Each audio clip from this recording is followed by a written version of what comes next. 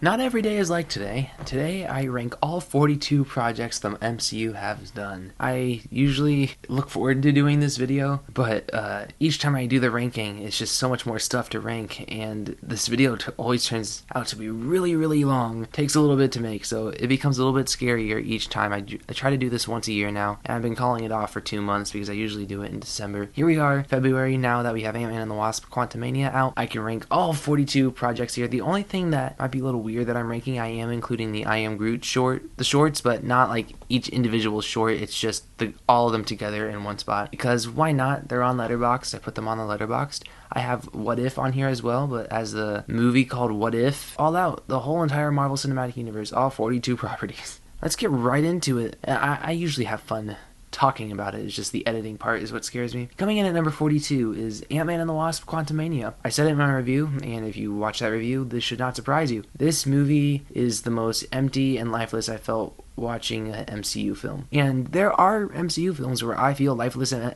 empty. At least those movies had some redeeming qualities. I mean, this movie does have some redeeming qualities, but they're not necessarily qualities. They're redeeming ingredients in a quality that isn't good still.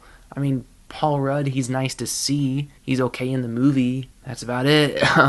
Jonathan Majors, he is there as Kang, and he does an okay job, I think. I know people are praising him, but I'm not sold on him because I don't think he was written very well. And I think that did slightly affect the performance. I mean, if this is just the best he can do with a crappy script, I do think he will be great as Kang. It's just right now, this movie threw me off so much because there was nothing useful with this movie. It didn't service any of the characters. There's not a memorable character arc here. The story is so familiar for a phase 5 setup. I mean, it sets up things, but what was new information? Almost nothing. And so it's everything I knew about Kang I already learned from Loki. Everything new about multiverse, quantum realm stuff I already knew from past Ant-Man films, or in this No Way Home and all that. So this movie, it wasn't funny. It had no effect on me. The CGI couldn't buy into it. I felt lifeless. I felt no joy. There was a joke or two I laughed at, but besides that, a pretty disappointing time. Coming in at number 41 is Thor: Love and Thunder.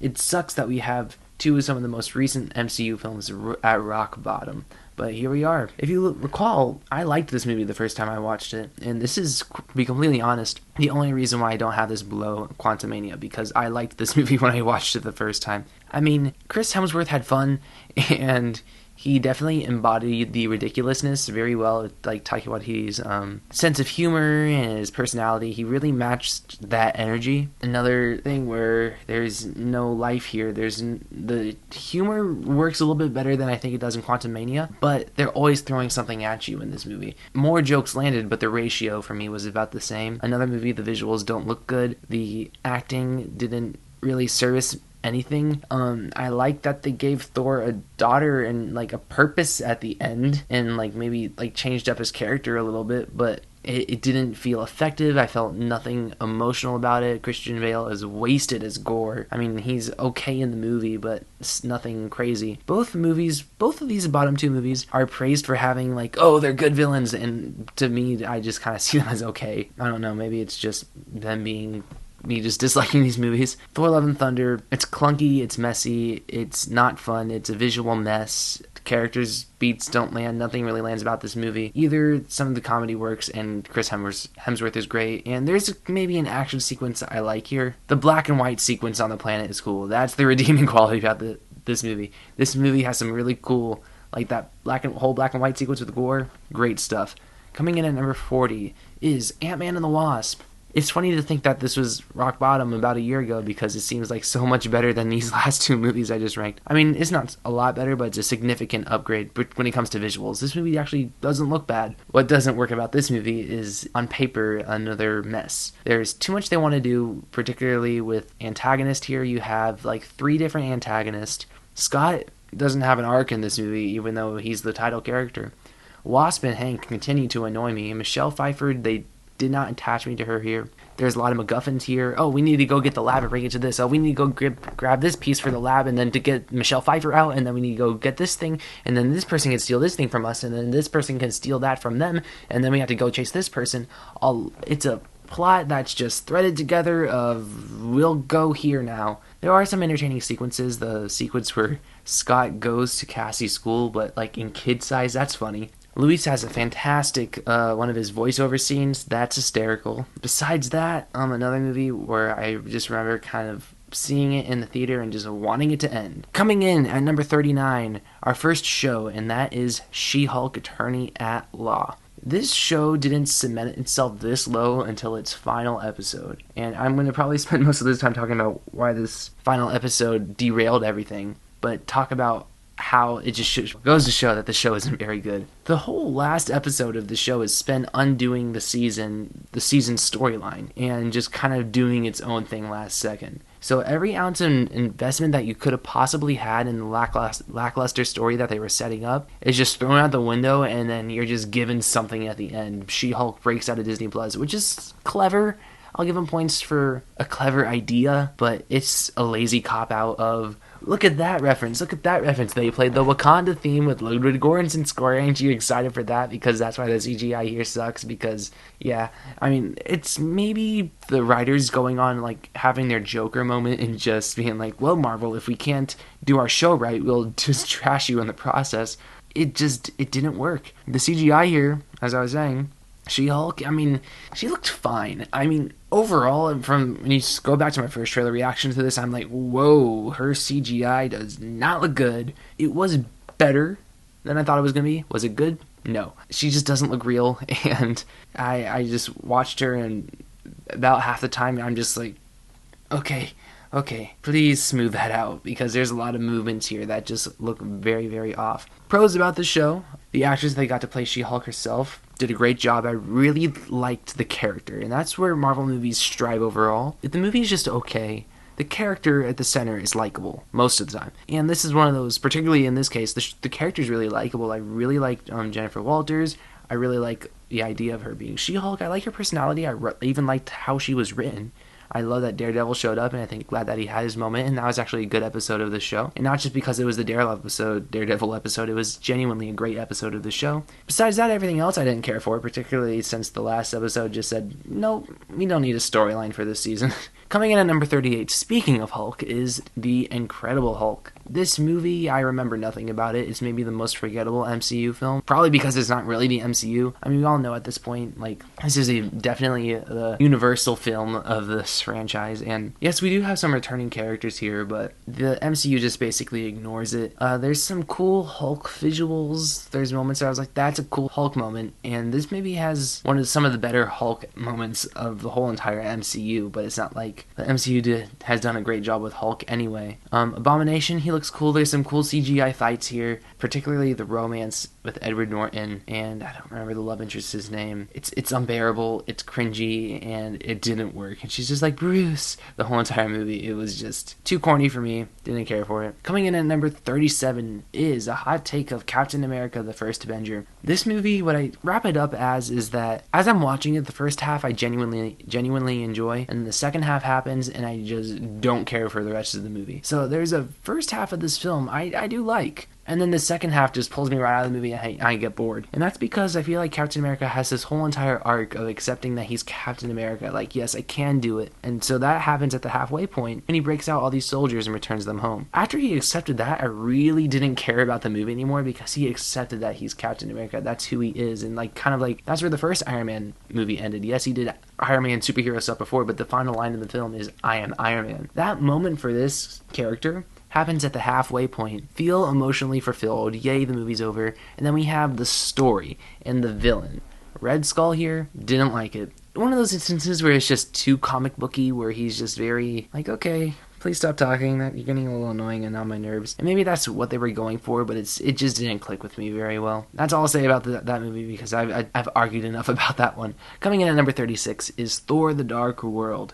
Yes, I know, this is everyone's 42, but this movie isn't horrible. I mean, I don't think it's nearly as the abomination as people say it is. Is it good? No. It's not like complete trash. Yes, the villain's very forgettable, and that's the main argument. Yes, he is. Malekith, he's famous for being bad. He is no longer forgettable because people keep on bringing him up for some reason. I will say this movie has some clever visuals and action sequences. Dare I say, I enjoy the action sequences in this one. When you look at Asgard, it doesn't look like CGI. You feel the depth of it. It looks like they actually built a set and made it look like Asgard. And so it kind of has like that cool looking Game of Thrones feel that I think Alan Taylor was going for. And I think the look and feel of it is all there. It's just the script is a mess and resulted in a very, very mediocre movie that no one remembers except for just being mediocre. So many people tell me this movie sucks, and then I'm like, why does it suck? And they're just like, because it sucks. It's the Thor: The Dark World. Yes, this movie's not good. Don't pretend like it's trash when it's just painfully mediocre. Coming in at number 35 is the I Am Groot shorts. I watched these one time. They were fine. One of them I was just kind of like, what are we doing? And then the other ones were cute. Yeah, Baby Groot. Haha, that's cute. So that's about it. Coming in at number 34 is What If. This is one of those weird instances where, like, I hate this show. Some episodes here, love it. Or some of the best, like, MCU content we've ever gotten. Artistry being shown to me. And then some episodes, I was rolling my eyes and praying for it to be over. And I think the best example I can give of that is like maybe the Party Thor episode. Didn't care. The Peggy episode, didn't care for that either. And I'm sure there's other ones that I'm forgetting. But I do like how they kind of like merged at the end and kind of like had this like weird kind of like Ultron Killmonger thing. That was fun. I forgot the show existed, even though it does have a couple of good episodes. Coming in at number 33 is another disturbingly overhated project in the MCU, and that is Captain Marvel. Another movie where people will go to me like, Jonathan, what do you think of Captain Marvel? I'm like, it's okay. And they're like, oh, isn't it trash? I'm like, yeah, it's okay. Yeah, Brie Larson didn't do an amazing job in this movie. I can get on board with that. But I also get on board with Captain Marvel was written horribly, and Brie Larson did the best she could with it. Yeah, her performance wasn't great, but she couldn't give any range because she was written to have no range. And so I felt like we were just kind of complaining about Brie Larson when it's just bad writing, because she's proven herself. She's a great actress. Of course you were going to get a very okay performance out of her as a result of this very mediocre script. What this one has going for it, Samuel L. Jackson's great in the movie. The Skrulls, it's a great introduction to them, and I do like their characters. And there's some fun action here. There's some CGI that looks not the best. Overall, I think this is a fun Marvel movie that is a Marvel movie for being a Marvel movie. It's the most Marvel movie there is. Anyway, coming in at number 32 is Ant-Man. I rewatched this one and I actually expected it to go higher on my list, and it actually went lower. And that's mostly because when I watch this movie, I get frustrated. I'm like, there's the cool Edgar Wright stuff that was going to happen. That's so awesome looking. And like, okay, now we're cutting back to the really boring villain that I don't care about. I don't like Hope. I don't like Hank. I just like Scott. Yeah, this movie is just a weird watch for me because I watch it. I'm like, yeah, that's really cool visual. That's so clever. But it feels like it doesn't belong because you can tell what's Edgar Wright and you can tell what Marvel Studios was doing to it. And you can tell why he left just by watching this movie, because he wanted to have his cool little visuals, but Marvel put so much of a leash on this film and made it so generic with its story, with its villain. It becomes frustrating because you can tell that there's cleverness there. They want to have fun with it, but Marvel's just like, no, do this instead. That's all I gotta say about Ant-Man. I'm done talking about the Ant-Man movies, thank God. Coming in at number 31 is Werewolf by Night. I know people loved this when it first came out, and I watched it, and I was like, it was good. I didn't love it. It was very okay, I thought. I mean, it wasn't particular. There's nothing horrible about it, and I think Michael Giacchino did a pretty good job directing it. It's just I didn't think the screenplay was particularly like riveting, and I get that they were trying to go for the old Universal horror movies. It just didn't work for me because I couldn't click with the characters, and it just moved by so fast. I was like, if this were like a feature length, maybe I'd like it a little bit more, but 40 minutes of trying to be a Marvel spooktacular October thing, it didn't work for me like it did with other people. But I will acknowledge that there's some great visuals here. The black and white is pretty good, and I like the transition at the end. And that's about it. Coming in at number 30 is Hawkeye. When this show first came out, it was probably a lot higher on my list, but I'll be honest, I don't remember the show very well, and so that's why it's this low. And if I forgot about it this much, it goes to show that it probably wasn't the best show in the world. I remember the finale to this was actually not horrible compared to like what we've also been getting with the MCU shows. I don't even remember who was the villain here. Who was the villain here? I know Florence Pugh showed up as Yelena, and that was fun. The jumpsuit people, yeah. The jumpsuit people were the villains, I believe, unless this had like multiple villains as well. Oh, and Kingpin showed up. How could I forget about Kingpin showed up? Yeah. Ooh, the more I think about the show, the less I'm liking it. I mean, I still stand by my ranking.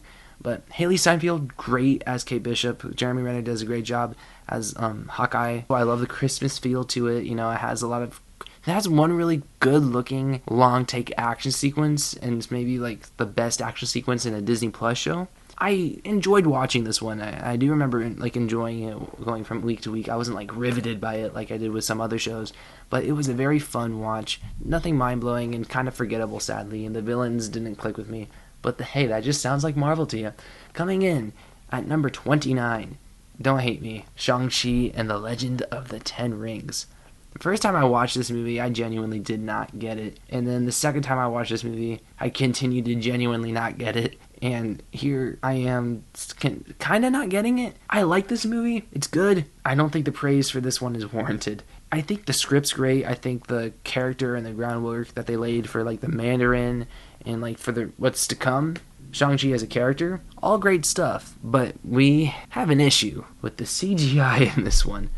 And why it bothered me so much here and not other MCU films is because this really wanted to be like the martial arts film of the MCU. And so it really got to me when we have the martial arts film of the MCU, and I can't tell if the people are supposed to look CGI or not. Because I watched this movie, I'm like, we have a wide shot, I'm like, okay, I know the back shot is CGI, but are they actually doing these fights for real? Because when I can't tell if the realness is there or not, I'm just kind of torn. I kind of felt conflicted. The only moment in this movie that I find myself like, oh, this is what I want, is when they were actually fighting on a set. And that set is for like that 5 seconds where right before Tony Leung's character like blasts Shang-Chi into the water, when they're actually fighting and like walking from that huge like set that they built and like in the grass blades or whatever. It looks great, you know. I'm just like, yes, this is the fight that I wanted. Thank God we're actually gonna get there. And then he blasts him to a CGI Great Wall. I'm like, oh God, no. And I guess that is my biggest issue with this movie, just too much CGI. I feel like if we're gonna have a martial arts movie in the MCU and like wanted to have like that cool looking fight film with amazing action sequences, I wouldn't do it all in front of a green screen. Could just be me, but it just took me out of the movie and it really frustrated me. Because I remember seeing this movie and like everyone loved it, and I was just like, it's good, the script's great, but besides that, I didn't have a connection to it. Each time I try to rewatch it, it doesn't resonate the way I think it should. And that's because it wasn't the movie I wanted it to be, I think. Coming in at number 28 is Spider-Man Far From Home. I'm moving really slow, I need to pick up the pace. This movie is forever the film that broke the Spider-Man fan base, and I am stuck in the middle of, it's good. I don't think it's abomination. I think it's a little bit of an abomination to how they wrote Tom Holland's character of Peter Parker here. But I think when it comes to capturing the tone of Spider-Man, they did a fairly decent job. I like Jake Gyllenhaal as Mysterio. CGI here looks pretty good, pretty solid. The action sequences, they look great. I mean, this might be one of the best looking movies in the MCU. There's so many really like nice looking shots here. But another big issue with this film is the desperate connection to Tony Stark, and we're mad at Tony Stark, and that's why I'm going to kill you, Spider-Man. I do like this is probably the only Spider-Man movie to not take place in New York, and this actually goes and ventures out a little bit, which is, provides a lot of fun for this, and I know people don't care for the comedy in this one. John Watts' humor, I like it. I really click with his humor, and because there's everyone has a different sense of humor, because there's moments in this movie where I was chuckling quite a bit, and then I went on to see a video saying that wasn't funny. So I don't know, the humor here quite clicks with me, and it's usually the John Watts Spider-Man films that I do find hysterical. Coming in at number 27 is Black Widow. Another movie. People say it's an atrocity. It's not. And I will argue, first two acts of Black Widow, pretty good. The third act, no. The third act, people act like the whole entire movie is the third act. Yes, I agree that the third act of this movie quite ruined it. The first two acts are pretty solid. I really liked what they set up with Taskmaster. Scarlett Johansson does a great job as Black Widow, and it's one of those rare MCU movies that it kind of feels like it's maybe trying to do its own thing until it gets to the third act. This film has one of the best openings to any MCU film. It opens up with, obviously, Natasha's childhood, and it has a really good score, one of the better MCU scores. The action here, I do think, is pretty good. I know people thought, the action here was mid.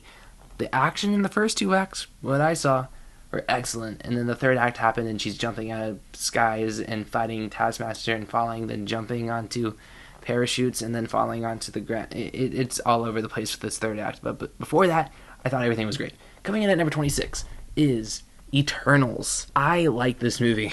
See, we're gradually getting there. Eternals is, I thought, a pretty solid movie. Yes, it's messy. It's all over the place, but it's very well directed, very well shot. I mean, Chloe Zhao maybe did get a little too ambitious with this project, but I appreciate the effort.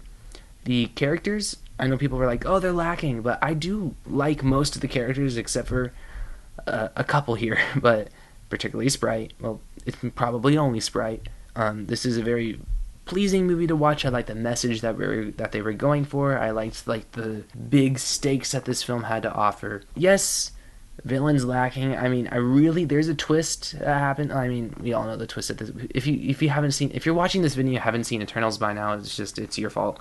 The twist of Icarus being the main villain, really enjoyed that. There was some pretty good character drama. I really liked how they explored the mental state of being around on Earth this long, and what it does to a superhero. Exploring that mental state I found really, really fascinating. It's a fascinating movie that is a little messy, but one that I highly respect. Coming in at number 25 is our next MCU show, and that is Falcon and the Winter Soldier. The reason why this show is higher than it probably should is because the middle episodes. People are like, oh, Falcon and the Winter Soldier is so bad. It's because it starts okay and it ends bad. But episodes 3, 4, and 5 are god-tier MCU content. Episodes 1, 2, and 6, we can have our own discussion about that. The middle episodes of the show are so good. And I love that the show brought back Zemo, one of my favorite MCU villains. And it's a great, buddy cop show. We get a lot of great dynamics with Sam and Bucky. And they're written pretty well. And I really like the psychological look at it. Yes, the last episode fumbles quite hard. But I think the show offered too many goodies for me to ignore everything and say, hey, the show is bad. Yes, it has its issues. And, the last episode really did disappoint me. But those middle 3 episodes are really, really good. Yes, Flag Smashers, don't like them. In fact, probably some of my least favorite MCU villains, particularly Carly. Didn't like her character at all, and they did this weird sacrifice thing at the end. I didn't like it. John Walker, I know he's not everyone's favorite. Quite liked what they did with him, because I'm excited to see where they go with him next. Coming in at number 24 is another movie people are trying to tell me it's bad, and I say it is not. Iron Man 2. Is this movie great? No. I mean, this is one of maybe some of the best action in the MCU. The whole third act of Iron Man 2 is great. When you get down to the Stark Expo thing and you have Tony and Rhodey just going after these Sam Rockwell controlled machines and they're having a huge CGI fest and it looks good, I just smile and I'm just I'm here for this. This is what I'm here for. The fight at the end of this movie is some of my favorite MCU moments, genuinely. I think it's very tense. I think they build it up pretty well. Jon Favreau does a great job of directing it. The middle chunk of the movie, different story. It's messy, I'll admit it. It's really, really messy, and it has too much it wants to do in too little time. Yes, they needed more time to work on the script, and I get that, and I'm empathetic. Maybe that's why I have it higher than most.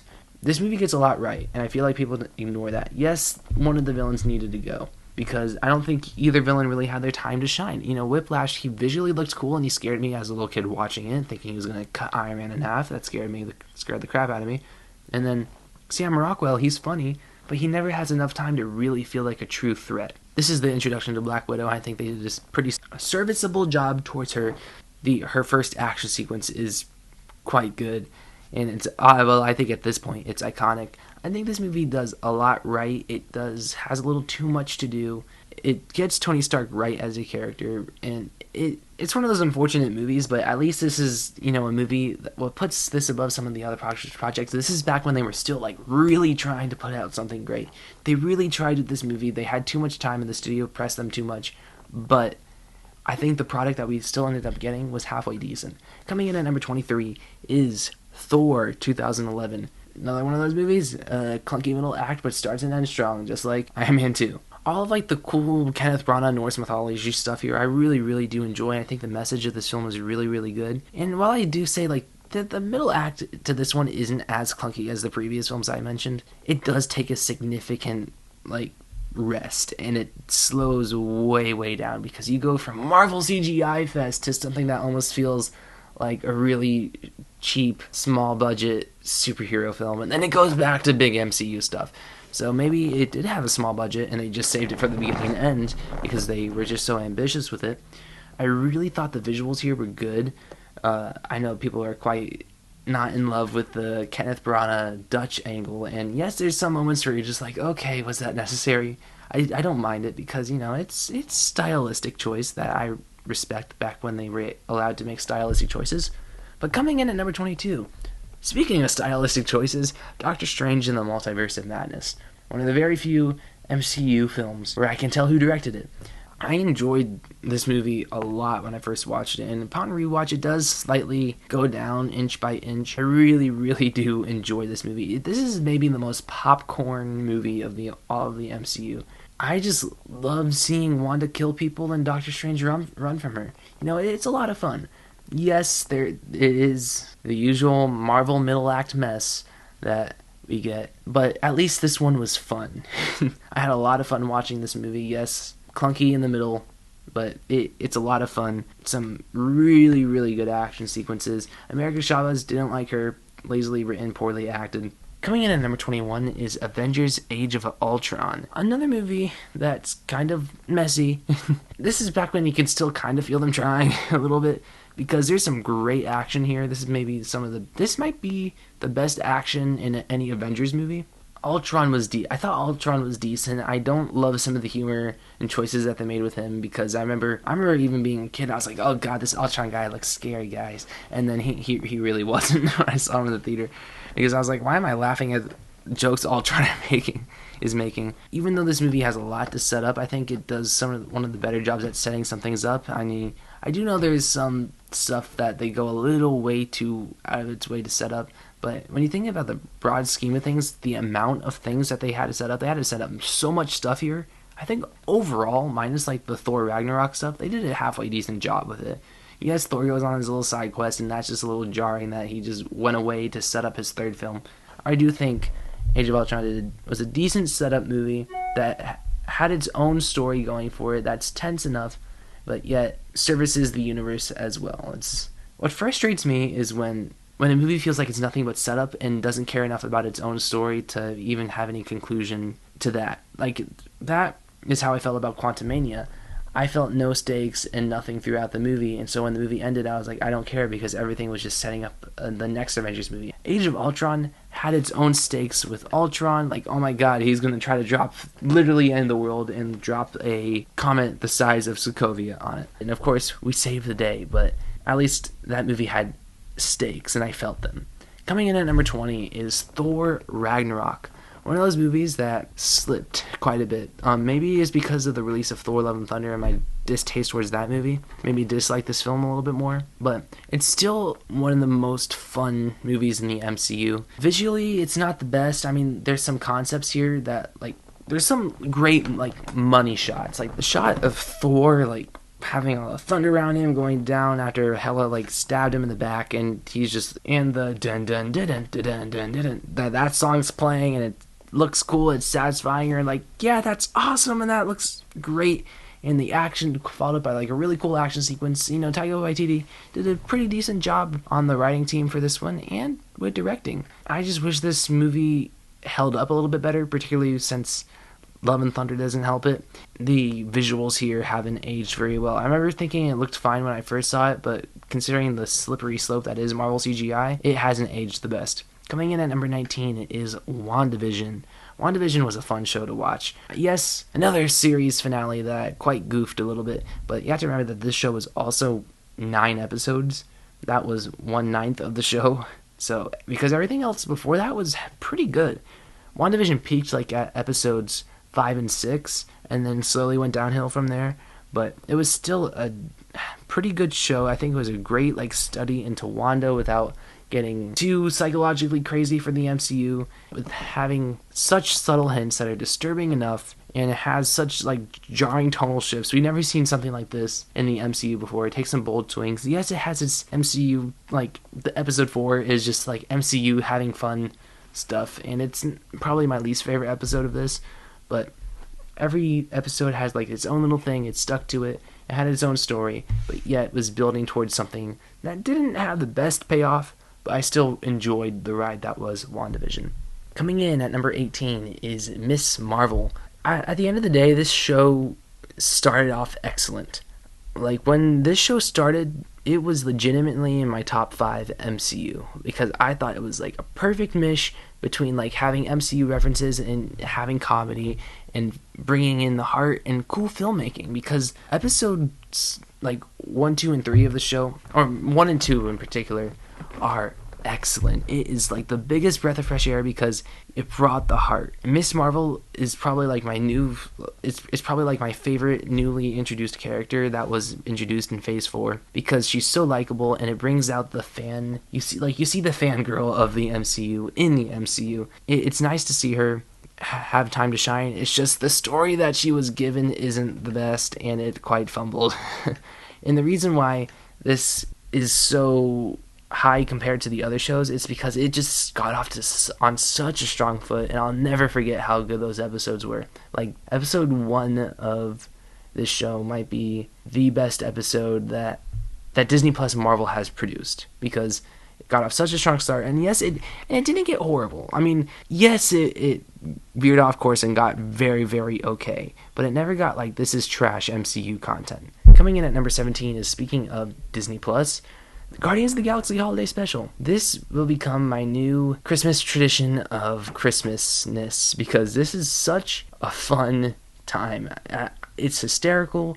It does what it needs to do. It leaves a lasting impression. James Gunn is great at writing this and directing it. As always, he's probably my favorite director when it comes to the MCU projects. He brought the heart, he brought the warmth, he brought the Christmas. And then what else more can you ask for? Coming in at number 16 is Iron Man 3. Iron Man 3 is a little bit of a tricky situation because I have such a weird relationship with it. First time I watched it when I was a kid, really liked it. And then I watched it years later and I was like, I did not like that at all. And then I watched it again recently and I was like, that was great. So I'm just kind of like, was I just wanting to watch that movie? Kind of like the holiday special. It brought the warmth, it brought the heart, it brought the Christmas, but it kind of had that cynical Shane Black humor to it. So it was kind of like a fun, stylistic Shane Black MCU film that was a start to Phase 2, right off the first Avengers film. They had, that's when they had the big budget and actually spent it well. And the only issue to this one is obviously the villains. The villains to this aren't good, and I feel like this had stronger villains and a little bit more oomph to it. As I was watching it, this would probably be on the same quality as Iron Man 1, but sadly it doesn't have a lot of oomph to it. I sit back and I really enjoy just watching Tony Stark on a fascinating mission, going all over America, having great moments, and Robert Downey Jr. is great in this movie. Coming in at number 15 is Black Panther. This might be the MCU's best screenplay, but too bad it is probably one of the most ugly-looking third acts that is known to mankind. And the reason why I'm nicer to this third act is because if it looked good, I'd be completely fine with this third act.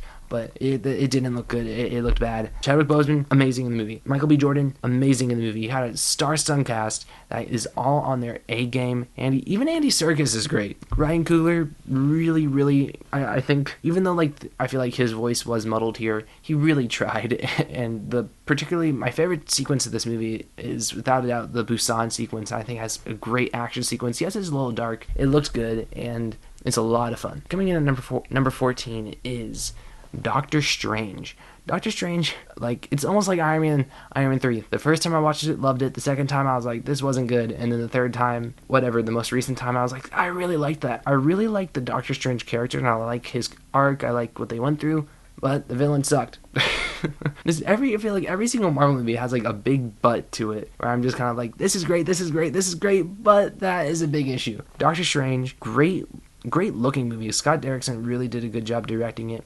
It's a great like build up to like the mystical world of the MCU. It tells its own story, but the villain is so lacking to where I just kind of don't care about the conflict that this film has to offer. At least like this movie has like some mind-bending visuals, so if I watch it, I'm entertained, but I barely feel the urgency to it because, what was his name? Cornelius or whatever it was called. That was Mads Mikkelsen. Mads Mikkelsen played a villain in the MCU, and it was probably one of their most mediocre and most forgotten. To be completely honest, I think Mads Mikkelsen, Cornelius, was more forgettable than the Dark Elves or whatever. No one really talks about the fact that he's in it. That really sucks. I'm having this epiphany right now.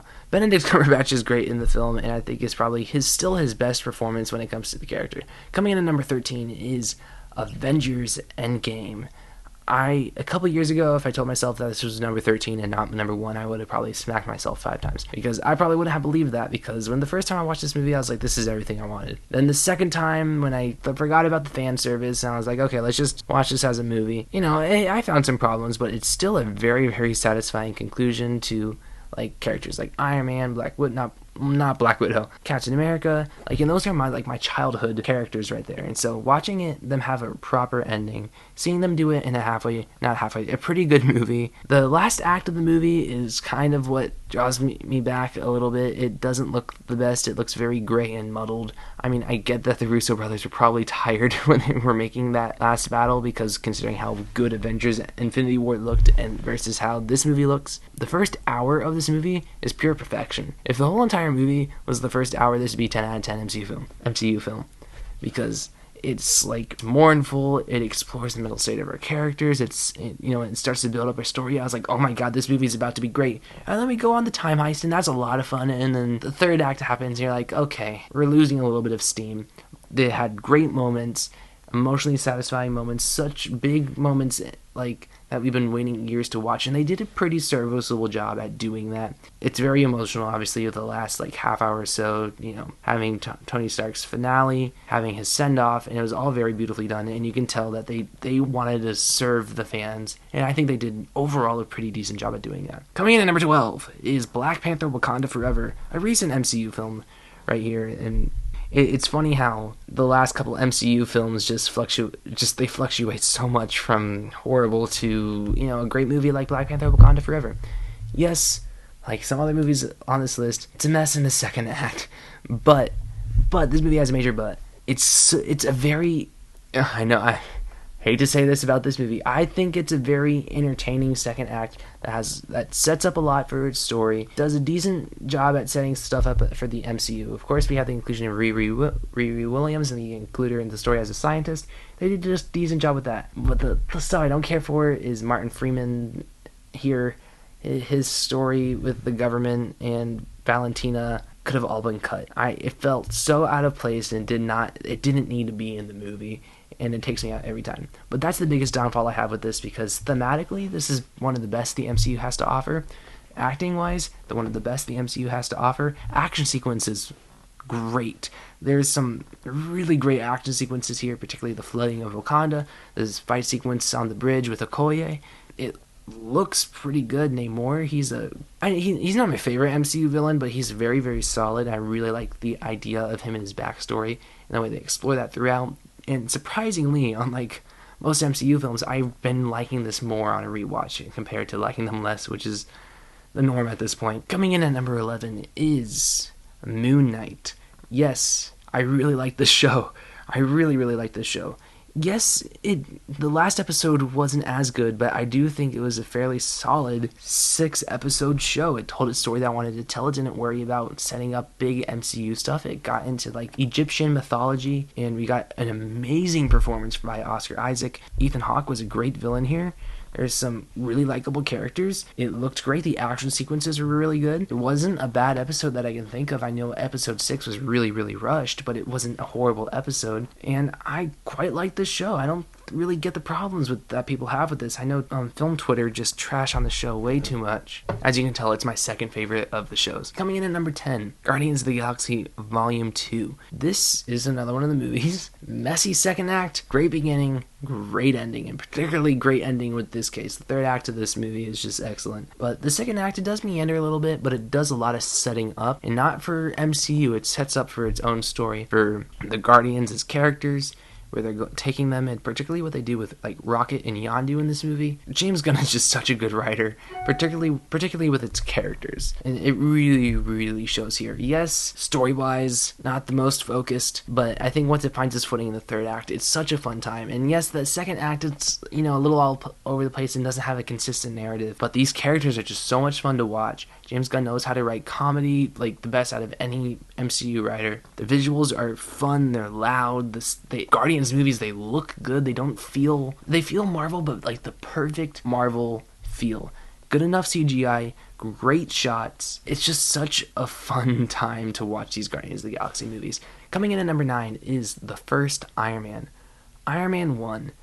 I can rewatch this movie any given day. This is such a good movie. Good villain? No. But as a film, this is like one of the probably the more forgiving I am with having a lackluster villain, because this movie is just so entertaining. Jon Favreau really, really provided here a great film. Robert Downey Jr. had a big task with this film, and that is basically carrying it, because he is the center core. It's almost a character study as well of Tony Stark, and he has this undoubtable charm about him. You kind of like be like, if I knew that guy in person, I would hate him, but he's just can't look away from him at the same time. He's just irresistible to watch. Robert Downey Jr. is just born for this role. The action sequences here are great. Has some of like the most witty and most clever moments in the MCU of my turn and then burning them all. That was great. Like, it has like so much fun moments. Yes, it's late 2000s, and it has that late 2000s feel of the rock music and stuff like that. But it's one of my favorites.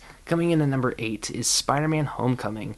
I know people have this movie a little bit lower than I do, but this is just, I think, a great Spider-Man movie. I think they did a great job with this film. Michael Keaton's Vulture is one of my favorite MCU villains, and this is not a messy film at all. The only thing that really draws it back is that I find it a little slow in the second act. It's not that it's messy, it's just it slows down. The third act here is excellent. The fight on the beach, really great stuff. Like I said, Michael Keaton's Vulture is really, really good. I mean, I hate what they did with him in Morbius, because they turn him into like a Z-list comic book villain, but this movie knew what to do with Spider-Man. They put him in that awkward like teen high school feel with John Hughes. It was really, really a great start to Spider-Man's trilogy. Coming in at number 7 is the original Avengers. I mean, this is classic at this point. I feel like out of all the Avengers movies, this will be the one that's remembered most. It was just such a monumental feel to feel the culmination of everything in a collective series of films like this.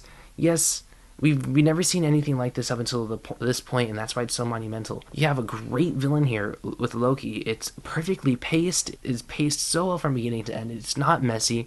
It feels contained, and it's just such a satisfying watch. And that's all I gotta say about it. Coming in at number 6 is Avengers: Infinity War. As I said, Avengers 2012 will be remembered as the classic Avengers film. Avengers: Infinity War will forever be a movie that's just remembered by the fans. The one that people will remember being in the theater and watching our Avengers dust away, and the theater just gasping in disbelief. Like, the fans will always remember the hype of Thanos. I don't think the audience members that like don't connect to the MCU like the fans do will remember it as well as they do the 2012 Avengers. When it comes to the fans, the nerds, this is like the forever the Avengers movie for them. Coming in at number 5 is the last show on here, and that is Loki. Loki is a brilliant character study that is perfect. I mean, for a TV show and an MCU show, it's almost as perfect as you can get it. Yes, the last episode does feel like it's just kind of setting up some stuff, but it still feels like it's servicing the characters, has its own stuff happen with an excellent setup towards season 2. And episodes 1 through 5 are just all very consistent and really, really good. Loki was the TV show that like I feel like united MCU fans, and this is not just like an MCU show. Feels like an actual show with like great production design, great shots, great performances. It really just gave me everything that I want. Tom Hiddleston is amazing in the show. They still made him perfectly Loki, and I feel like didn't necessarily make him like empathetic, but really found the root of the character and what makes him so mischievous, that core sadness that's inside him, and that's what keeps the show going. I know not everyone loves Sylvie, and people don't like the idea of them getting together, and I get if you have issues with it, but I just think people kind of overthink it a little too much. Coming in at number 4 is Spider-Man No Way Home. In my last Marvel ranking, I said this was number 1, and I am not changing my mind, and I'm being 100% honest with you. Well, I lied and didn't know I was. I mean, I believe that at the moment. Clearly, it's number 4. This is still top tier Marvel. Yes, it has its issues with like the editing. I'm never gonna forget watching this opening night and like cheering when Toby and Andrew showed up. I'm never gonna forget those satisfying moments. And yes, we can complain and be like, oh, is it real cinema though? You know what? Yes, it is. I had such a good time watching this film. I felt every ounce of emotion that they tried to provide me. I loved this movie. Tom Holland is great in it. Benedict Cumberbatch, he did a great job as Doctor Strange. Toby and Andrew were both back, both on their A game, and didn't act like they missed a beat. And they're actual characters. It's not just a cameo fest of them showing up for the third act and be like, let's punch some things. Hey, want some pizza? You know, it felt like they brought their characters, applied them, and helped Tom Holland's character find his purpose. Because before it was like, what he didn't. I felt like he was still kind of figuring out the Spider-Man thing, but now Toby and Andrew showed up, and it helped him find his goal of being Spider-Man is to help out the little guy. Because now at the end of this movie, they made Spider-Man once again no longer the Avenger that's best friends with Tony Stark. They made him the little guy, and that is why I love this movie. It fixed the wrongs that Far From Home did, and that the MCU did to this character in general. Made a film that has amazing moments that makes fans happy, but adds on to the character and builds upon it without just making it feel like lifeless cameos. Coming in at number 3, First Guardians of the Galaxy. These top 3 MCU films for me are just perfect Marvel movies. They don't get better than this. This is probably tied as my favorite work from James Gunn, along with Peacemaker. He just writes these characters so well. He writes misfits so well, and he makes you love them. Because when everyone saw the trailer to this movie, they're like a talking tree and a raccoon, and then you're there opening night and everyone's sobbing when Groot died. So it really found that perfect balance between heart, humor, character, action, because I was watching this movie very recently, before Holiday Special came out. I was like, this is an excellently shot movie, because there's some awesome visuals. The action's great. You know, it's exhilarating. Has as we all know, amazing soundtrack. Yes, Ronan forgettable, but there's so many characters here to like. Anyway, I can't really complain about the villain. Coming in at number 2, Captain America: The Winter Soldier. Captain America: The Winter Soldier is the most exhilarating, most pulse-pounding, most amazingly shot action thriller there is in the MCU. Yes, this movie does look a little gray. It takes place in Washington, D.C., where there's a lot of highways. And so, like, I feel like with the location, it came off as gray, but it wasn't supposed to be colorful at the same time. And so I feel like this is where the Russo brothers really shine. This is probably their best directed film, and it shows, because the whole highway sequence in this movie has me wondering, how did the Russos direct this and then also direct the final act of Avengers Endgame? I mean, they're completely different sequences, but the differences between them, it just shows how much better directors they are when they have a little bit more physicality to the action sequences besides CGI monsters running at each other. Bucky Barnes as Winter Soldier here, terrifying. I remember being 10 years old or 9 years old watching this, and I was petrified of Bucky Barnes or the Winter Soldier whenever he would come in this Henry Jackman's incredible score would just go. Yes, I know I'm losing it because I'm an hour into this video. It's terrifying. This is probably the second best Scarlett Johansson has been as the character of Black Widow. Chris Evans is great as well. Chris Evans had a lot of proof with this movie, because solid directors with a great script. You know, people didn't click with him before that. I remember word of mouth of Captain America before this was kind of like, he's okay. Chris Evans had a lot of proof, and he proved it here. Yes, but he kept the core of Captain America, but he really worked with the material and made him a likable character. Coming in at number 1, Captain America Civil War. Here it is, a year later. It's still my number 1, even though I put No Way Home in front of this last year, and I still get why I did it. This is just such an amazing film. You know, we don't get movies like this from Marvel. This is the only, like, Marvel movie that, like, makes me go, like, yeah, that is cinema. That is really cinema. But you wouldn't think it'd be this movie because it shoehorns in Black Panther. It sets up the rest of the MCU, basically, by splitting up our Avengers. It's the first movie with Spider-Man in it. That should be enough to make me go, oh my god, what are you guys doing? Why are you guys putting all this in one movie? The screenplay to this is so good. The way that they wrote the dynamics between these characters and made this natural conflict besides just picking a side, perfect. The way they actually had the fight at the end between Captain America and Iron Man and it actually just kind of like let the conflict play out, it's perfect. Instead of like when you're watching this movie for the first time, you're like, okay, Zemo's just gonna have them fight a bunch of things and they're friends again. No, it doesn't do that. You think it starts to go there and then it subverts your expectations. It's a perfect way of doing it. And personally, I was Team Iron Man, and I'm just kind of team stuck in the middle now. I mean, for a while, I was like, yeah, Captain America's right now. I was like, well, but Iron Man had a point with this. I'm just in the middle. I have no stance because it's difficult questions, and I don't like answering them. Baron Zemo is excellent in this movie. I think he's one of the like better Marvel villains. I know he doesn't physically do a lot, but when it comes to the performance by Daniel Brühl, great job, and then he provides such subtleties in his performance when it comes to like why he does what he does. It's an excellent film that sets up things to come, but it brings it up in the most natural way possible. That doesn't even feel like it's setting things up. It doesn't feel like a setup movie, even though it brings things up that is mentioned later, like the Sokovia Accords. It is a story in the Marvel Universe that needed to be told, and it was told perfectly. I talked for an hour and 2 minutes. Lord, I don't know what I'm going to do next year. I mean, next year is only going to be a couple more products. We're going to have Volume 3, The Marvels, and Secret Invasion with Loki Season 2. So I'm not going to count Loki Season. The placement of Loki will just be higher or lower to stay the same based off my opinion of Season 2, because I'm not going to change it. Comment down below what you guys thought of my ranking. If you guys want to do all that typing, you guys can type down your ranking as well. I get it if you don't want to do that. I am tired. I'm going to edit this video tomorrow and not tonight because I'm not going to want to do that. Yeah, that's the video. Good job, Jonathan. Like, share, subscribe, and stuff like that, and adios.